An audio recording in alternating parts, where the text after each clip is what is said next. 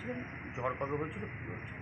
শনিবারের দিনকে জ্বর এসেছিলো, বমি হচ্ছিলো, ভর্তি করা হয়েছিল বাগদা হসপিটালে।